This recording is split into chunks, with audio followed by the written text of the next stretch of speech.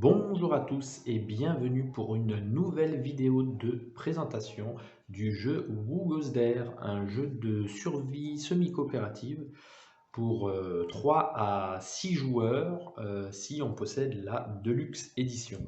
Sinon, il se joue de 3 à 4 joueurs. C'est édité par Certifiable Studio. C'est un jeu issu d'une campagne Kickstarter dont j'ai participé. Ils en ont relancé une l'année dernière où ils ont rajouté des extensions et ils ont peaufiné aussi le livre de règles euh, qui avait quelques soucis. Donc ce jeu-là, il s'inspire principalement des romans et des films, The Thing, pour ceux qui connaissent, où on va incarner un groupe de scientifiques basés en Antarctique qui ont découvert sous la glace un spécimen extraterrestre, qui vont décider de ramener avec eux pour l'étudier, mais le problème c'est que cette chose se libère de la glace et commence à attaquer tout le monde en les parasitant, parce qu'elle a la fâcheuse tendance, cette chose, à assimiler toute forme de vie.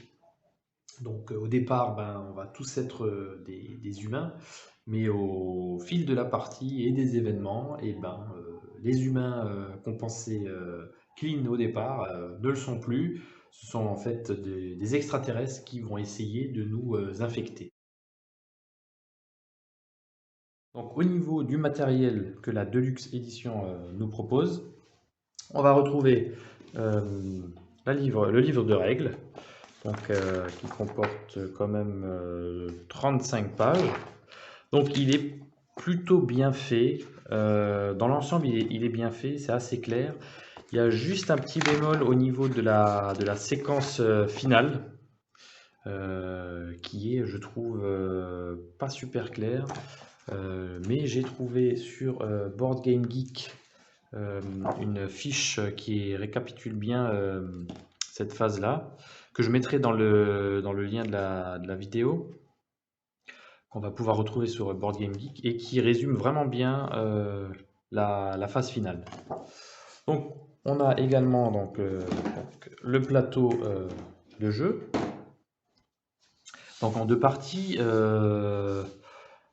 Cette partie-là, ça sera la zone à l'intérieur de la base. Alors attendez, je vais plutôt le mettre comme ça, voilà. Ça, on va pousser. Donc on a la partie intérieure et là, on a la partie extérieure. Voilà. C'est sur ce plateau-là qu'on va pouvoir jouer. Donc là, ce sont les emplacements des personnages. Voilà. Avec la chaudière, une chaudière qui va nous protéger du froid. Et puis là, la porte qui va essayer, qui va empêcher la chose ou les personnes infectées de rentrer à l'intérieur. On a également des fiches qui récapitulent les différents objets qu'on va pouvoir fabriquer. Voilà. On a une petite plaquette qui nous sert qui nous résume les différentes phases du jeu et qui accueillera le paquet de cartes événements. On va avoir les plateaux des joueurs. Donc, dans la boîte de base, il n'y a que 4 personnages.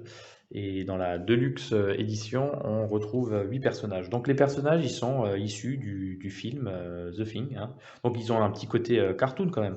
Donc là, on voit. Donc, ils ont chacun. Alors, principalement, c'est les mêmes éléments. Il y a juste leurs dés, ils n'ont pas le même dé et ils n'ont pas le même objet. Voilà. Et bien sûr, ils n'ont pas les mêmes paquets de cartes. Donc là, on a Van Wall, le pilote d'hélicoptère.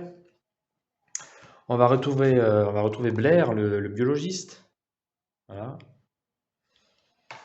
On a Clark, celui qui a son chien, qui s'occupe de son chien, avec le chien d'ailleurs.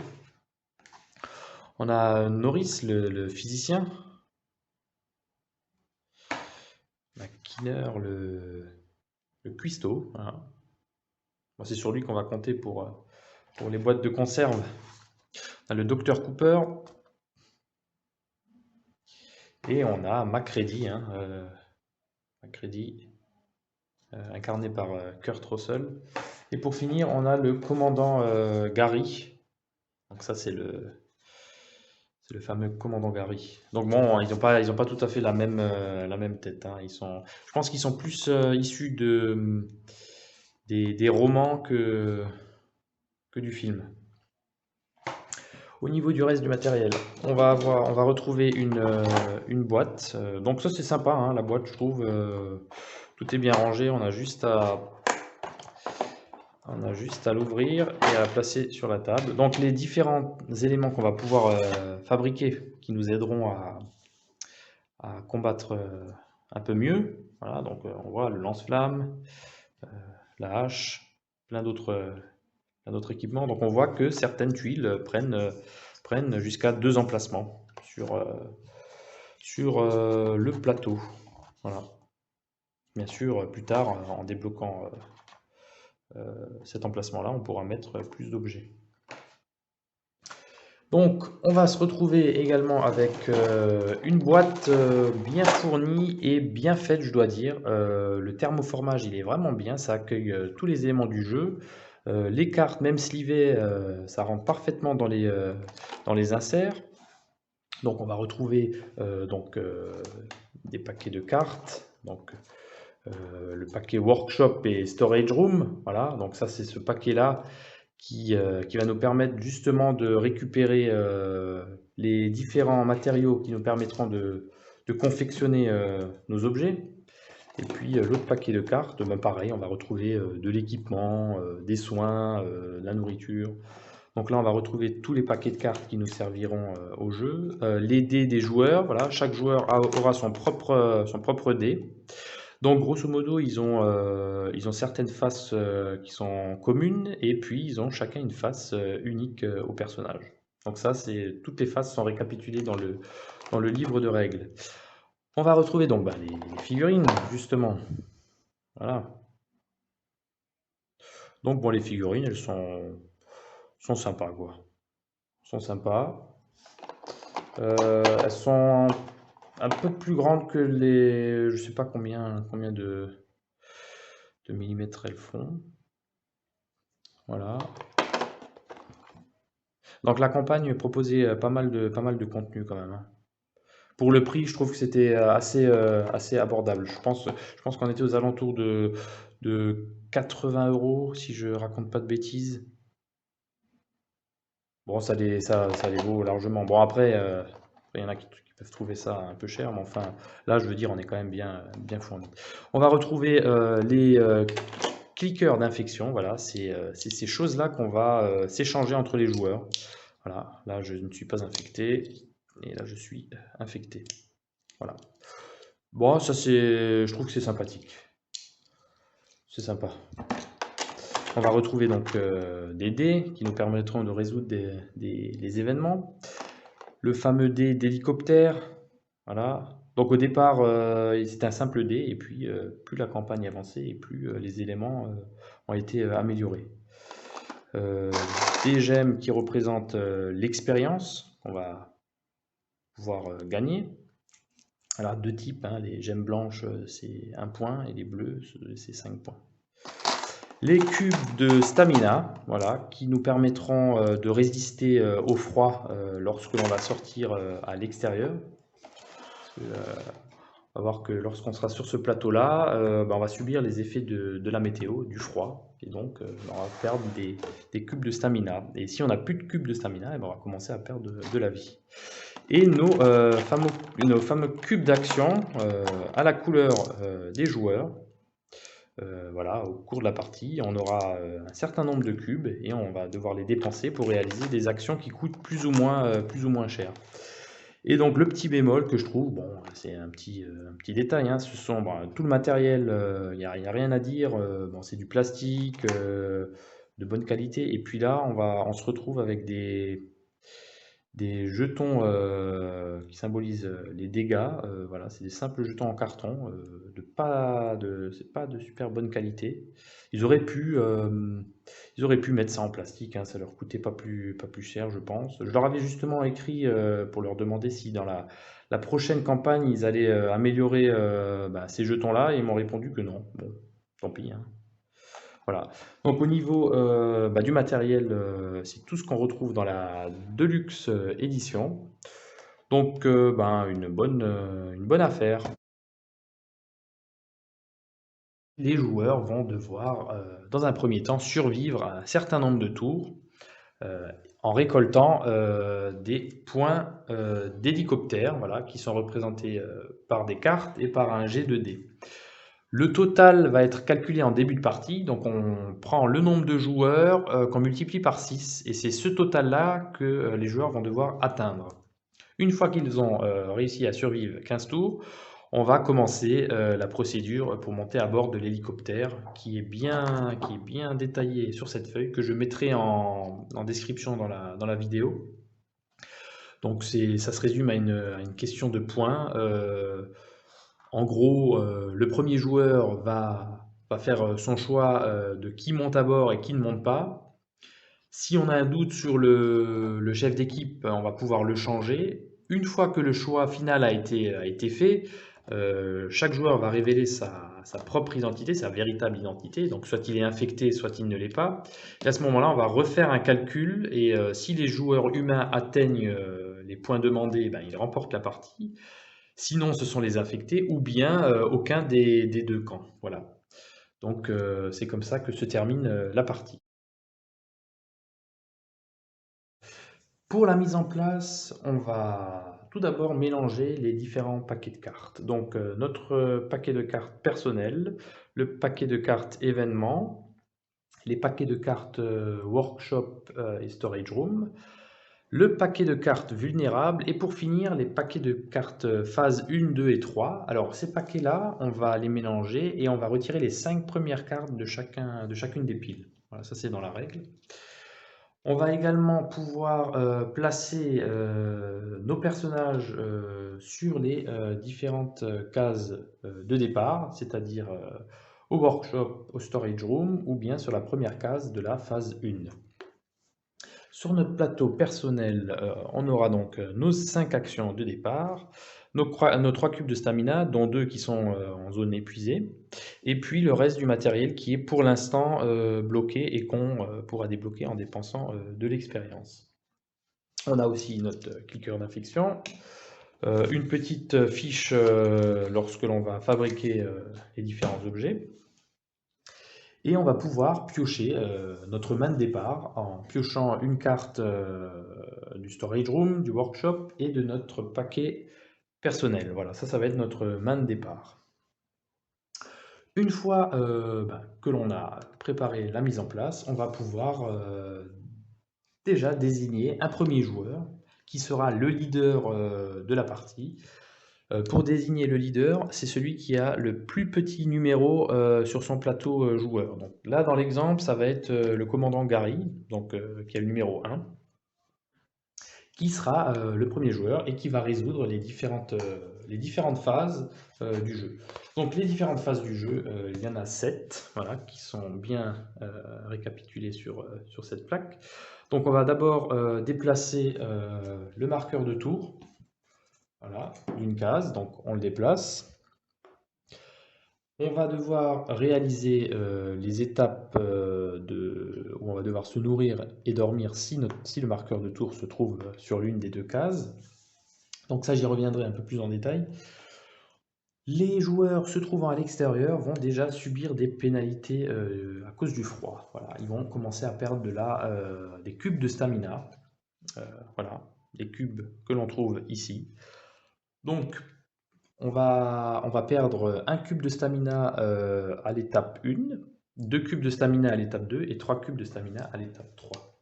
Lorsque l'on n'a plus de cubes et qu'on doit en perdre, à ce moment-là, on prend des blessures et chaque personnage peut subir 3 blessures avant d'être mort et enterré. L'étape 4 va consister à résoudre, du moins à réinitialiser ces actions.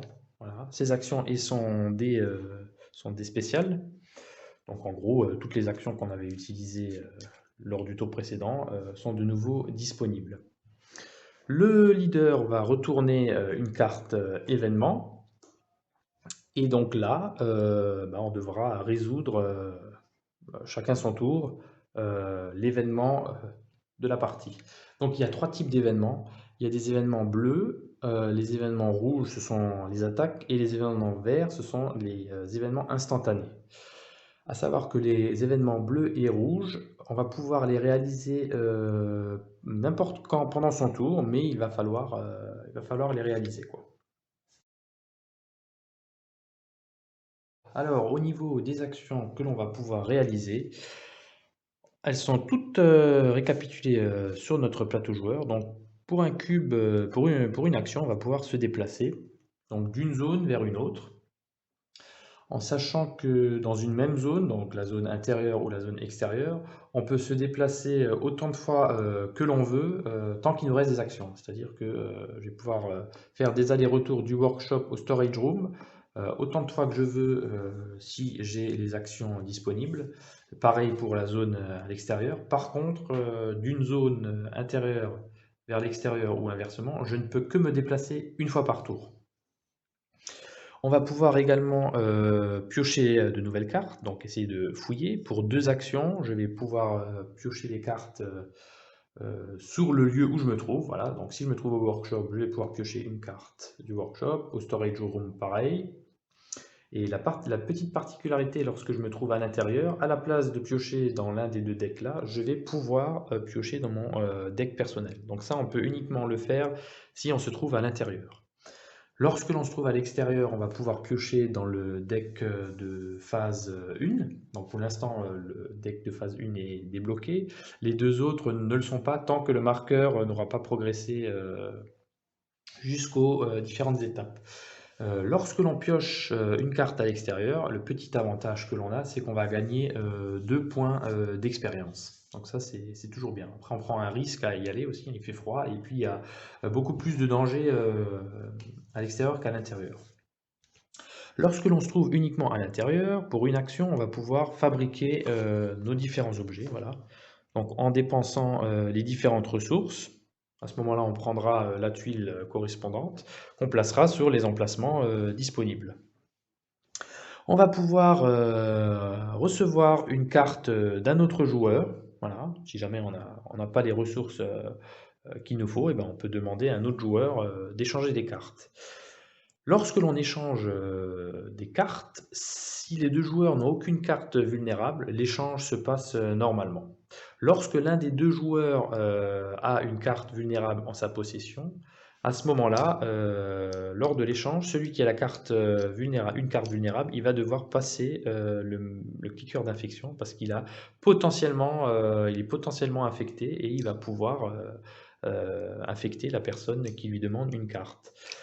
Donc, si la personne qui détient la carte vulnérable n'est pas infectée, à ce moment-là, il devra passer son clicker d'infection en désignant la face non infectée. Si par contre la personne qui a la carte vulnérable est une personne infectée, à ce moment-là, elle a deux choix. Soit elle va mentir en désignant qu'elle est clean, ou bien elle va tout simplement essayer d'infecter la personne en lui désignant la face infectée. La personne qui utilise l'action d'échanger, elle va, alors donc c'est inclus dans l'action, elle va pouvoir lancer un dé et sur une face réussite, elle va esquiver le clicker d'infection. Voilà. Donc c'est une action qui est, du moins c'est commune dans l'action. Lorsque l'on échange une carte avec quelqu'un qui a une carte vulnérable, pour éviter justement de devoir récupérer son clicker d'infection, il faut qu'on fasse une réussite. Si jamais on ne réussit pas, on a un échec, on a deux possibilités. Soit on accepte le clicker d'infection sous peine de se voir être infecté potentiellement, ou bien on réutilise une action pour relancer un dé pour éviter justement de récupérer le cliqueur d'infection. Donc ça, c'est lors des échanges. Et si les deux personnes ont une carte vulnérable, à ce moment-là, elles devront tous les deux se passer le cliqueur d'infection avec leur nature. Leur nature donc infectée ou non infectée. Lorsque l'on se trouve à l'intérieur, on va pouvoir regagner de la stamina. Donc je dépense une action, je lance un dé, une phase réussite, je récupère un cube, une phase échec, il ne se passe rien. Lorsque l'on est à l'extérieur, on va pouvoir gagner de l'expérience. Donc je vous avais dit que lorsque l'on fait une action de recherche à l'extérieur, on gagne 2 points d'expérience d'office, mais on a une action qui nous coûte une action qu'on va pouvoir utiliser pour gagner un point d'expérience sur une phase réussite. On va pouvoir tout dépend où on se trouve, à l'intérieur ou à l'extérieur, réparer les différents éléments. Donc on a vu qu'on avait une chaudière qui a un effet négatif lorsqu'elle reçoit 3 blessures, et pareil pour la porte. Voilà. Donc si on se trouve à l'intérieur, on va pouvoir essayer de réparer la chaudière. Donc pareil, soit j'utilise une action, je lance un dé sur une phase réussite, je retire une blessure, ou bien j'ai le choix de dépenser 2 actions et à ce moment-là, c'est une réussite automatique et je retire un point de blessure de la chaudière ou bien de la porte. Donc je reviens particulièrement sur la résolution d'un événement. Alors pour le résoudre, il va falloir obtenir un nombre de succès qui va dépendre de la phase dans laquelle on se trouve. Si on se trouve dans la phase 1, il faudra qu'on obtienne un succès. Dans la phase 2, 2 succès. Et dans la phase 3, 3 succès. Le nombre de dés qu'on aura le droit de lancer va dépendre de notre jauge de stamina actuelle et des différents objets que l'on aura fabriqués. Donc on voit que si j'ai entre 1 et 3 cubes, je gagne 1 dé. Lorsque j'ai un 4e cube de stamina, j'aurai le droit de lancer 2 dés.